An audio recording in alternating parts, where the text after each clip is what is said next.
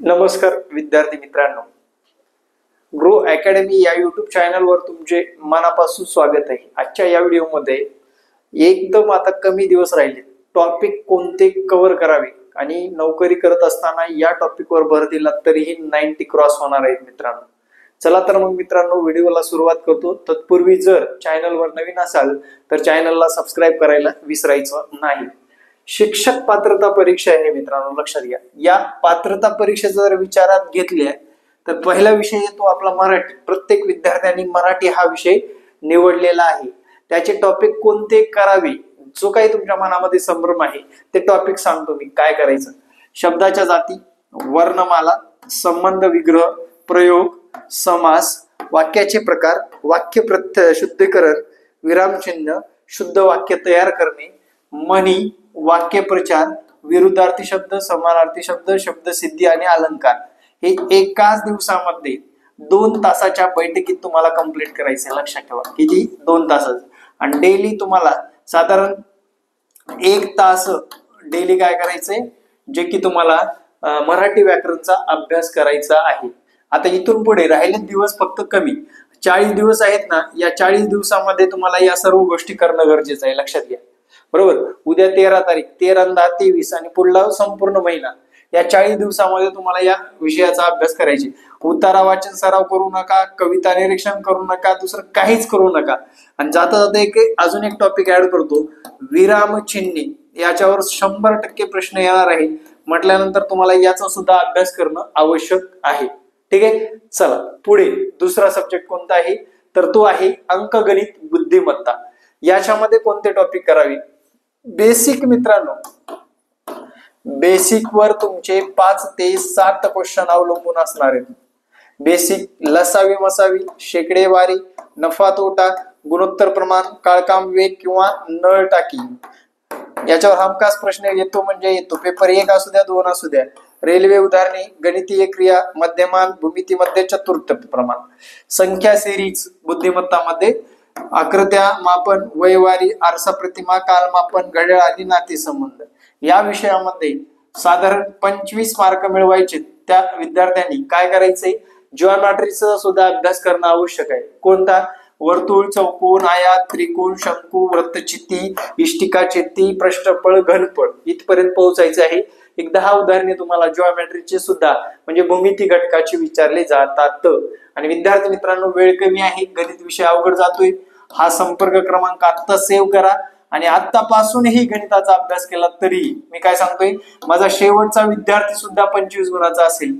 त्याचं एकमेव कारण म्हणजे विद्यार्थी मित्रांनो, तुम्हाला हे टॉपिक एकदम व्यवस्थितरित्या समजून शिकवलं जाईल आणि परीक्षाभिमुख शिकवलं जाईल, लक्षात घ्या। त्यानंतरचा विषय आहे बघा, तर बॅच जॉईन करू शकता। चला पुढे, तर बालमानसशास्त्र, अध्ययन प्रक्रिया व स्वरूप, अध्ययनावर प्रक्रिया करणारे घटक, अध्ययनाचे संक्रमण, अध्ययन बालकाचा विकास, अध्यापन प्रक्रिया, अध्यापकाचे वैयक्तिक व्यक्तिमत्व, प्राणी व त्यावरील प्रयोगशास्त्रज्ञ, बालकाच्या विकासाचे टप्पे, बुद्ध्यांक मापन, बालकाच्या मनाचा अभ्यासशास्त्र, विकासाचे टप्पे, उपपत्त्या अध्ययन वरील परिणाम करणारे घटक, बुद्धिमत्ता आणि अध्ययन संक्रमण आणि बालकाचा बौद्धिक गुणांक, हा सुद्धा टॉपिक तुम्हाला याच्यामध्ये ऍड करणं आवश्यक आहे आणि या टॉपिकवर तुमचा अभ्यास असणं गरजेचं आहे।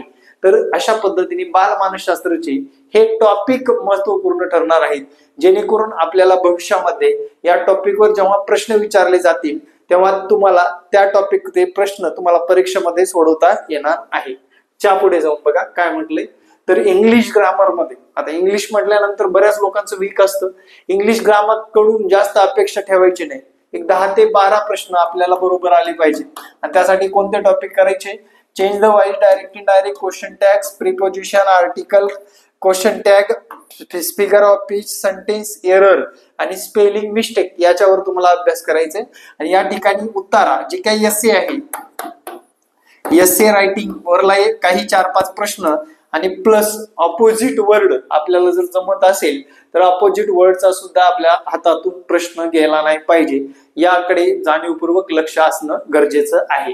ठीक आहे, चला त्यानंतरचा विषय आहे मित्रांनो, परिसर अभ्यासामध्ये काय विचारलं जाईल।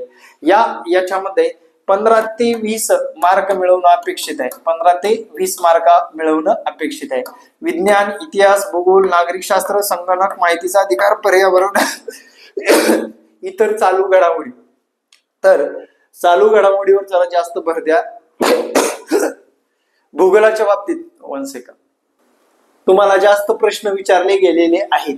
मग भूगोल हा विषय सुद्धा तुम्हाला व्यवस्थित निरीक्षणातून किंवा मागील प्रश्नपत्रिकेचा आढावा घेऊन तुम्हाला ते भूगोलाचे क्वेश्चन सुद्धा सॉल्व्ह करायचे आहेत. त्यासाठी आपण काय केलेलं आहे, प्रश्नपत्रिका आणलेल्या आहेत मित्रांनो. टेस्ट पेपर, पेपर 1च्या 10 व टेस्ट पेपर 2च्या 10, म्हणजे जवळपास याच्या 10 प्रश्नपत्रिका प्लस 10 प्रश्नपत्रिका विश्लेषण केलेल्या, म्हणजे जवळपास 20 PDF तुम्हाला मिळणार आहेत. किती? 20 PDF. त्यासाठी सेम याचं सुद्धा पेपर 2च्या सुद्धा 10 आणि 10 विश्लेषित केलेल्या. जर तुम्हाला हवे असेल तर तुम्हाला या संपर्क क्रमांकावर संपर्क साधायचा आहे. हा संपर्क क्रमांक व्हॉट्सअप आहे. व्हॉट्सअपला टेस्ट पेपर असं व्हॉट्सअप केलं तरी तुम्हाला इन्फॉर्मेशन मिळून जाईल. ठीक आहे. चला त्यानंतरचा नेक्स्ट घ्या मित्रांनो. क्लास हे लाईव्ह असणार आहेत आपले, किती पण वेळेस पाहता येणार आहे.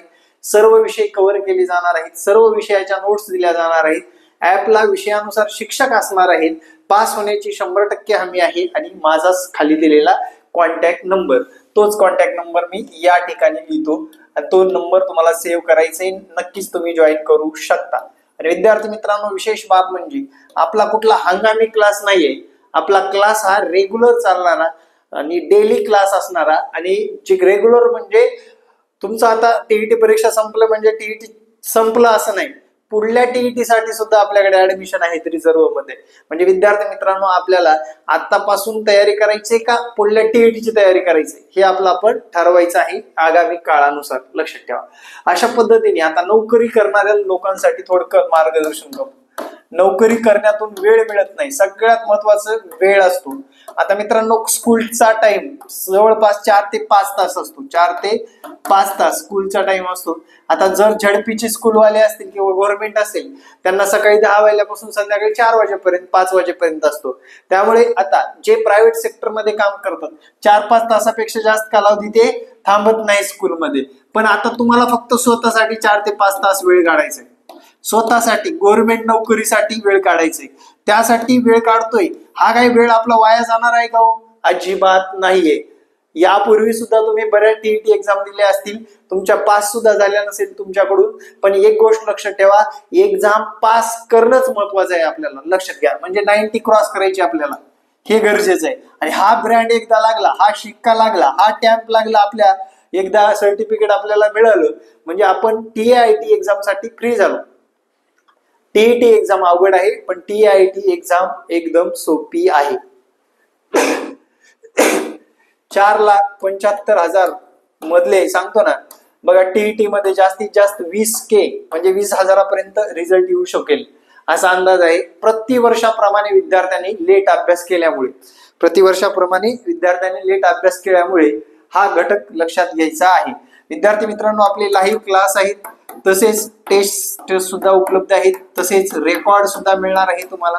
आणि तसेच विद्यार्थी मित्रांनो, आपल्याला आपल्या सोयीनुसार हे लेक्चर जॉईन करता येणार आहे.